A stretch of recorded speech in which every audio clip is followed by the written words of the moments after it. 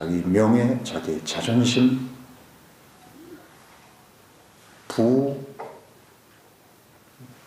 배낭을 잔뜩 짊어지고는 절대로 들어가지 못하는 문이라고 말씀드렸습니다.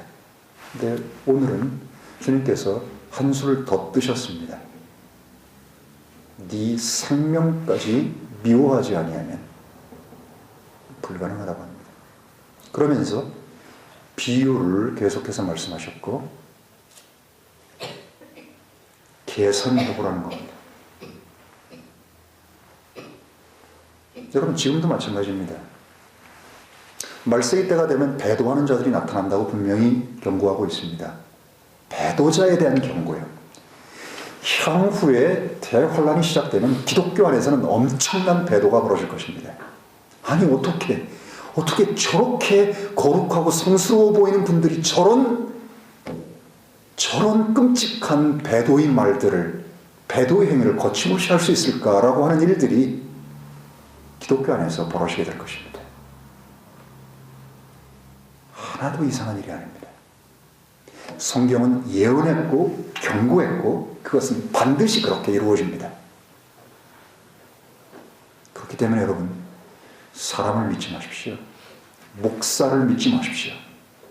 하나님 말씀에 붙들려 있어야 됩니다.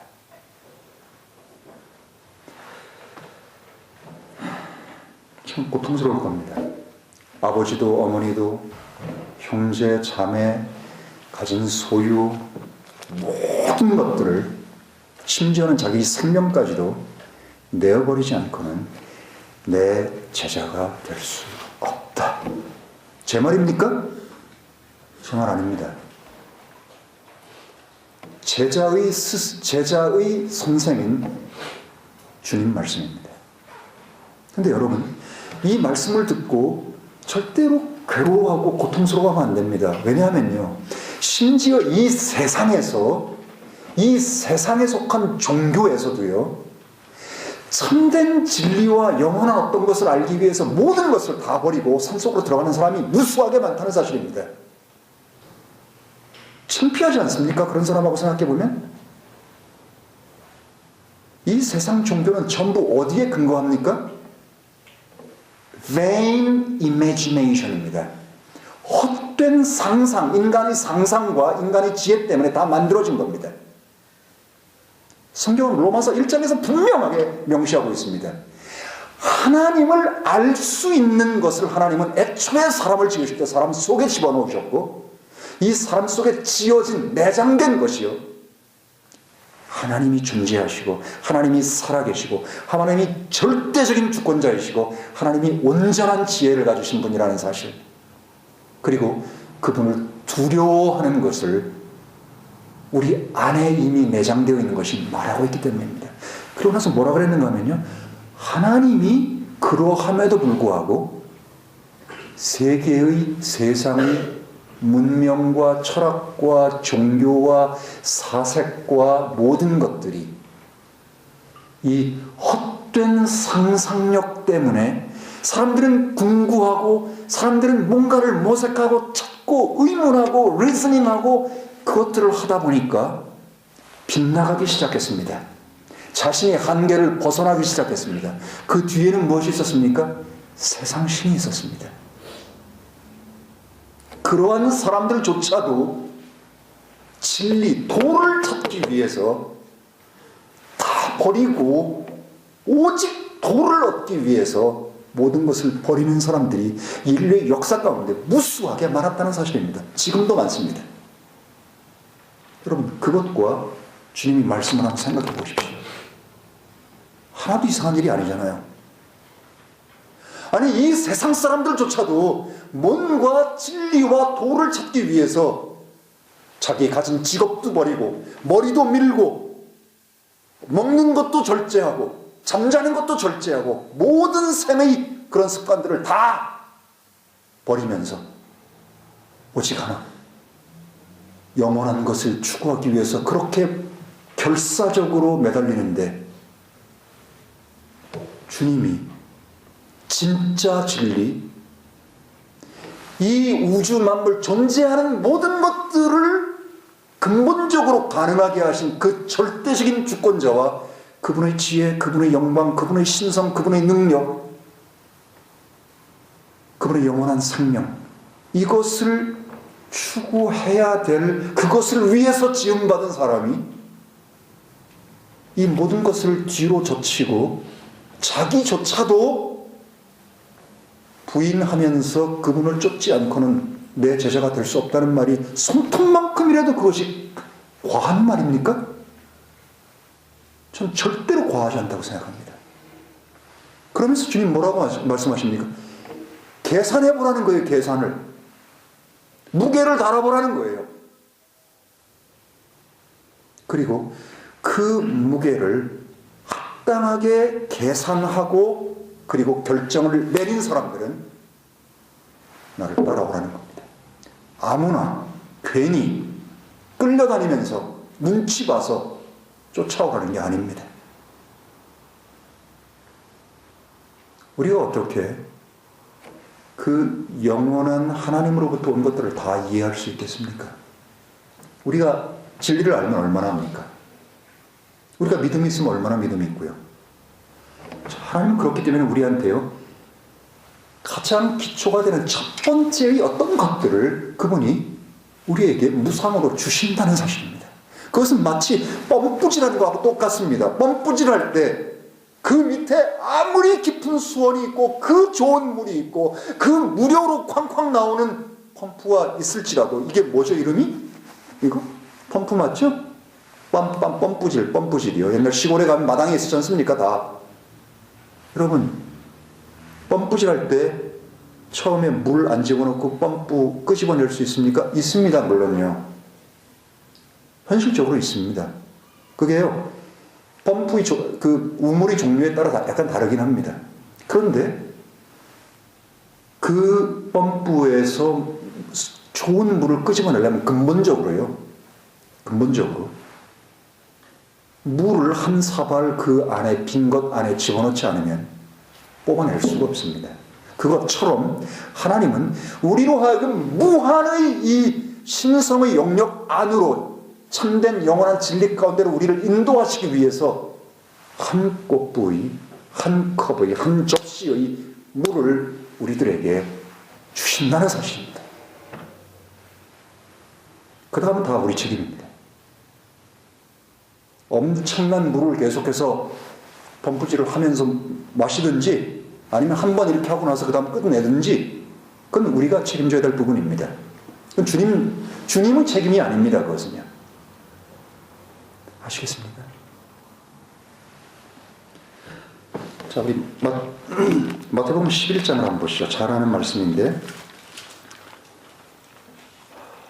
마태복음 11장을 보시면 주님이 이렇게 말씀하십니다. 수고하고 무거운 짐진 자들아. 11장 28절입니다. 수고하고 무거운 짐진 자들아 다 내게로 오라. 그리하면 내가 너희에게 안식을 주리라. 나는 마음이 온유하고 겸손하니 나의 멍에를 메고 내게 배우라. 그리하면 너희 혼들이 안식을 찾으리니. 30절. 이는 내 멍에는 쉽고 내 짐은 가벼움이라. 자, 여기 아주 눈에 띄었던 말씀이 있지요, 여러분.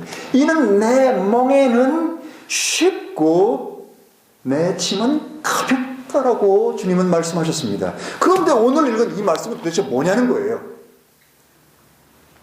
부모도, 형제도, 돈도, 모든 것도, 심지어 네 생명까지도 버리지 않고는 결코 내 제자가 될 수 없다. 모순 아닙니까? 그럼 주님이 그렇게 모순되는 말을 하시는 분입니까? 뭘까요 도대체? 이 비결이 뭘까요? 여러분 아마 아실 겁니다. 제가 지난주에도 이미 다 말씀드렸어요. 한 가지밖에 없습니다. 딱 한 가지입니다. 이 딱 한 가지 때문에 하나님은 이렇게 힘든, 이렇게 인고의 고초와 하나님 스스로 사람이 되는 성육신까지도 기꺼이 감수하시면서 이런 일을 지금까지 인류 역사 가운데 세우고 있는 겁니다.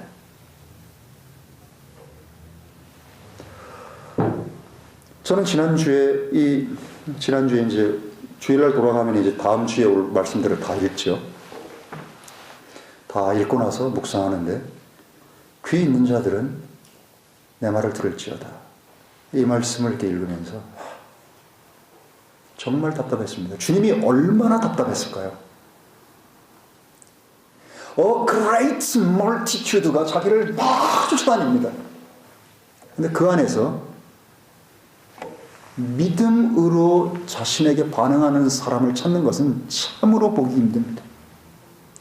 좋아합니다. 오, 떡이야. 오, 빵이야. 오, 고쳐졌어. 오, 할렐루야. 막 난리 법석이 납니다. 당장이라도 모든 걸 다 내버려주고 할 것 같습니다. 그런데도 주님은요, 그들이 공허함을 너무나 잘 알고 있습니다. 요한복음 2장을 한번 보실래요? 오늘은 사실 한 15분만 하려고 딱 생각을 했는데 벌써 조짐이 아닐 것 같습니다. 오늘 승민이가 배가 고파가지고 일찍 끝내려고 했는데, 자, 요한복음 2장을 보시면 2장 23절에 이렇게 되어 있습니다. 그분께서 6월절 명절날에 예루살렘에서 계실 때 많은 사람이 그분께서 행하신 기적들을 보고 그분의 이름을 믿었으나, 이름 중요한 믿었으나 예수님께서는 자신을 그들에게 의탁하지 아니하셨으니 이는 그분께서 모든 사람을 아심이요 또 사람 속에 무엇이 있는지 아심으로 사람에 대하여 그 누구의 증거도 받으실 필요가 없으심이더라. 여러분, 이 믿는 사람이 진짜 제대로 믿는 사람일까요? 아마 아닐 겁니다. 다 믿는다 그러면 예수님은 믿지 그럼. 근데 주님은 아신다는 거예요. 네가 왜 나를 쫓아다니는지. 다시 원래대로 한번 되돌아가 보십시오. 내 짐은 쉽고 가볍고, 근데 이런 뜻이 뭐냐는 거예요. 딱 한 가지밖에 없습니다. 딱 한 가지. 뭡니까? 마음입니다. 마음. 바로 이겁니다. 어떻게 쉬울 수가 있어요? 자기까지 모조리 다 내주는, 자기를 죽음에까지 기꺼이 내어주는 이 모든 결단들을 다 하는데도 하나님 주님께서는 내 멍에는 쉽고 내 짐은 가볍고 이렇게 말씀하실 수 있는 이유가 뭡니까? 마음을 그분께 드리면 아무것도 아니라는 겁니다. 문제는 어디 있습니까? 마음에 있습니다. 우리가 마태복음 읽어보고 마가복음, 누가복음, 공관복음 읽어보면 주님께서 하시는 말씀들의 핵심적인 내용이 뭡니까? 마음이라는 거예요. 마음.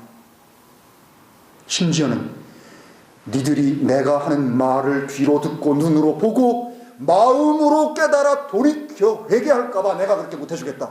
이런 말씀하시잖아요. 마음이 문제인 겁니다. 마음이 하나님의 마음을 알게 되면 바뀐다는 사실이에요. 주님이 원하는 것은 딱 한 가지, 이 인격적인 교감입니다. 이것을 뭐라고 불러요? 믿음이라고 부르는 거예요. 사랑이라고 부르는 겁니다.